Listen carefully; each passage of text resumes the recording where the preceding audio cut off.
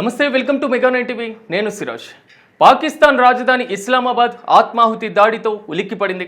శుక్రవారం కావడంతో మసీదులో నమాజ్ కోసం భారీ సంఖ్యలో భక్తులు హాజరైన సమయంలో ఈ ఘోరం చోటు చేసుకుంది. ఈ దాడిలో మృతుల సంఖ్య 31కి చేరగా 160 మంది తీవ్రంగా గాయపడినట్లుగా సమాచారం. పేలుడు తీవ్రత చాలా ఎక్కువగా ఉందని తెలుస్తుంది.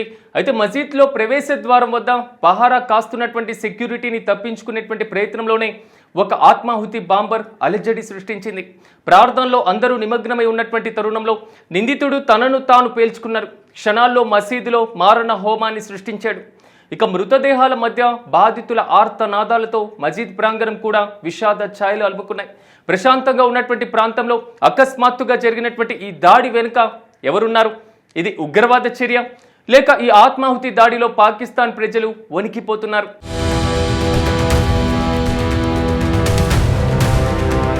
అసలే ఆర్థిక సంక్షోభంతో కొట్టుమిట్టాడుతున్న పాకిస్తాన్కు ఇప్పుడు శాంతి భద్రతల సమస్య కూడా పెద్ద సవాలుగా మారింది.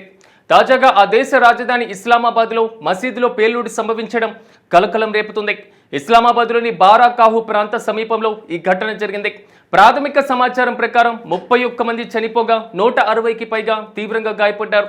గాయపడిన వారిలో కొందరి పరిస్థితి విషమంగా ఉన్నట్లుగా తెలుస్తుంది.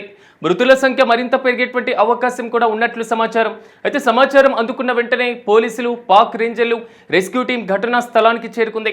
గాయపడిన వారిని సమీపంలోని హాస్పిటల్కు తరలించారు. పేలుడు ధాటికి మసీదులో శరీర భాగాలు ఎక్కడికక్కడ చెల్లా చెదురుగా పడి ఉన్నాయి. మసీద్ గోడలు కూడా కుప్పకూలాయి. పైకప్పు కొంత భాగం ధ్వంసమైంది. దీంతో మృతుల గుర్తింపు కష్టంగా మారింది. బాంబర్కు ముందుగా ద్వారాల వద్దే సెక్యూరిటీ నిలిపివేసింది. ప్రధాన ప్రార్థనా మందిరంలోకి ప్రవేశించకుండా అడ్డుకున్నారని సమాచారం. అయితే అదే సమయంలో సూసైడ్ బాంబర్ తనను తాను పేల్చుకున్నాడని చెప్పారు. ఒకవేళ ప్రధాన ప్రార్థనా మందిరంలో అదే ప్రధాన స్థలంలో పేలుడు జరిగి ఉంటే భారీ సంఖ్యలో భక్తులు మరణించేవారని తెలుస్తుంది. భక్తులు బయటికి వస్తున్నటువంటి సమయంలో ఈ దాడి జరిగిందని సమాచారం.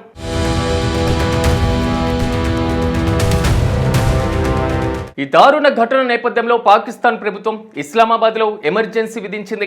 నగర వ్యాప్తంగా భద్రతను కట్టుదిట్టం చేసింది.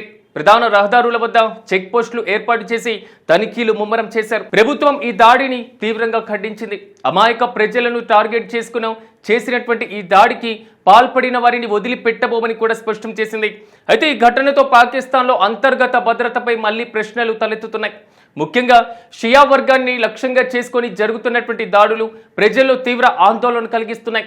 మృతుల కుటుంబ సభ్యులు మసీద్ వద్దకు చేరుకొని బోరున విలిపిస్తున్నారు. సాధారణంగా ఇస్లామాబాద్ అనేది దౌత్యవేత్తలు, ప్రభుత్వ కార్యాలయాలు ఉండేటువంటి ప్రాంతం. అక్కడ భద్రత కూడా చాలా ఎక్కువగా ఉంటుంది. అలాంటి చోట పేలుడు జరగడం అనేది పాకిస్తాన్ ఇంటెలిజెన్స్ వైఫల్యంగా విశ్లేషకులు భావిస్తున్నారు.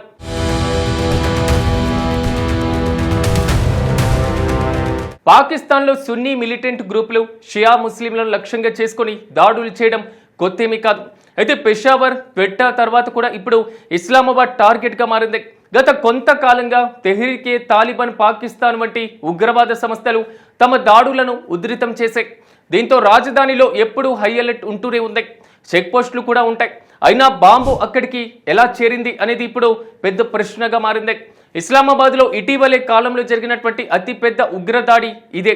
అయితే గతేడాది నవంబర్ 11, 2025లో జిల్లా కోర్టు సమీపంలో ఆత్మాహుతి దాడి జరిగి 12 మంది మృతి చెందారు. అయితే 30 మందికి పైగా గాయపడ్డారు. ఇక తాజా పేలుడు కూడా ఉగ్రవాద చర్యనా అనేటువంటి కోణంలో పోలీసులు దర్యాప్తు చేస్తున్నారు. ఇప్పటికే ధరల పెరుగుదల, రాజకీయ అనిశ్చితితో సతమతమవుతున్నటువంటి పాకిస్తాన్ ప్రజలు ఇలాంటి పేలుళ్లు మరింత భయాందోళనకు గురి చేస్తున్నాయి. మరి ప్రభుత్వం తమకు కనీస రక్షణ కూడా కల్పించలేకపోతుందని ప్రజలు ఆగ్రహం వ్యక్తం చేస్తున్నారు. ప్రార్థన కోసం వెళ్ళినటువంటి అమాయకులు రక్తపు మడుగులో పడడం అత్యంత విషాదకరం. పాకిస్తాన్ ప్రభుత్వం ఉగ్రవాదాన్ని పెంచి పోషించి ఇప్పుడు ఆ మంటల్లోనే కాలిపోతుందనేటువంటి విమర్శలు అంతర్జాతీయ వ్యాప్తంగా వినిపిస్తున్నాయి.